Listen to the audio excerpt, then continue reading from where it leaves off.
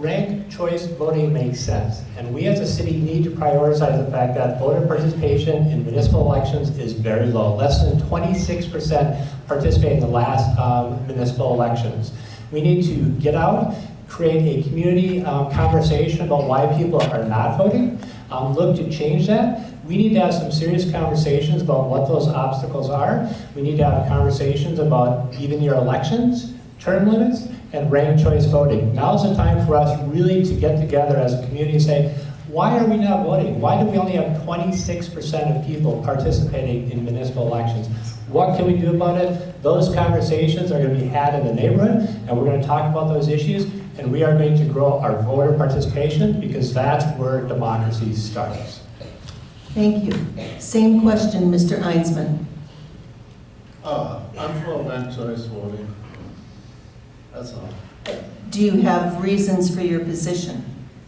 No, that's a more efficient way of allocating the votes. Okay. Mr. Bussey.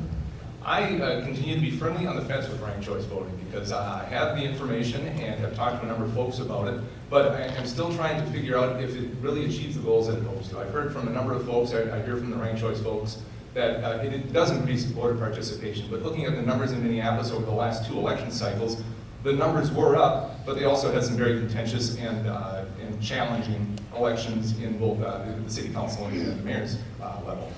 The other big benefit of ranked choice voting is the fact that it prevents rancorous campaigning because you have to appeal to a higher number of folks. And frankly, here in Bloomington, I don't necessarily see that as a problem. We do have some challenges every now and again, but certainly not the type of rancor that happens at the state and at the federal level. So I continue to look at this issue and continue to consider it, and have not yet made a decision one way or another whether I support ranked choice voting. Thank you. Ms. Christensen? I didn't really know a lot about ranked choice voting in the beginning, and I went to an event sponsored by the group, and I learned more about it. I believe ranked choice voting is a really good way of doing it because, as my opponent said, the numbers are down. If you look at the numbers that vote, and actually the time that it takes, the cost for the city to run the primaries, to bring everybody through just right to the November elections just makes sense. That way there's a calculated risk, obviously, if you get more higher votes. I mean, that's in any election. A lot of things could happen, the weather, people's moods that day, if they really want to vote, there's just a lot of things.